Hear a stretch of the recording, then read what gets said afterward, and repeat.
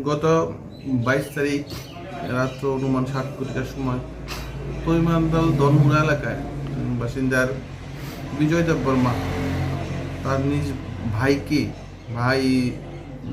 অমিতাভ বচ্চন দেববর্মাকে হত্যা করে, দাদি হত্যা করে এবং সঙ্গে সঙ্গে বাড়ি থেকে পালিয়ে যায়। অ্যাকর্ডিংলি আমাদের কাছে খবর আসে, আমরা বিশাল পুলিশ বাহিনী ওখানে গিয়ে তদন্ত শুরু করি এবং ওই কেসের যে দা দিয়ে হত্যা করেছিল ওই দাকে আমরা রিকভারি করি ঘটনাস্থল থেকে, এবং ঘটনাস্থলে ফরেন্সিক টিম এবং ডগ স্কোয়াড পার্টি সবাই এখানে উপস্থিত হন এবং আমাদের এসপি সাহেবও উপস্থিত ছিলেন এবং এই ঘটনার পুরা তদন্ত করা হয়। কালকে রাত্র অনেক খোঁজাখুঁজি করি ওই আসামিকে আমরা ধরার জন্য, আসামি বিজয় দেববর্মাকে।